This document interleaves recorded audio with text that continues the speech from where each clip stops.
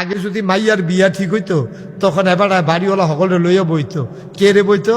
আগে বাবুরসি আসিল না, আগে ডেকোরেটর আসিল না, বাসন ফেলা জগ মগ বিভিন্ন ঘরের তা আনন্দ লাগতো। রান্না করতো বেরিয়েতে, তো কার বেরিয়ে রান্না করবো মিটিংও বইয়া সেরা সিদ্ধান্ত হইতো ফুবের ঘরের শাসিয়ে রান্দাবালা এবিডি যে বাইগন তরকারি দিয়া বাইগনটারে টালা দিয়া যখন বড় মাছটা দিয়া রান্ধে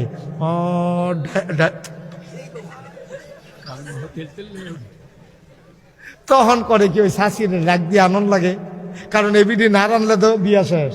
তখন উত্তর করতে বাসন আনন্দ লাগবো, তার আবার নেল ফালিশ দিয়া ওই নিচে দিয়া দাগ দিয়া আমরার বাসন, এটা এরকম সবার বাসন হয় না। এখন এই কমছে কেন? ওই যে মানুষের একটু স্বাবলম্বিতা আসছে, মানুষ একটু স্বাবলম্বী হয়েছে, ডেকোরেটারের লোক ঠিক করে আলায়, বাসন ফেলা হেতারা আনে, বাবুরচিয়ে রান্না আনে।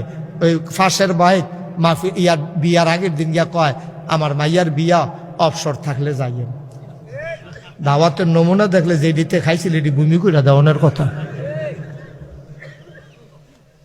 আমরা ডেস্ট্রয় হয়ে গেছি, আমরা ধ্বংসের দ্বার প্রান্তে দাঁড়িয়ে আছি।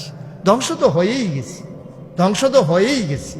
মনুষ্যত্ব, মানবতা, বিবেকের তাড়না সব ধ্বংস হয়ে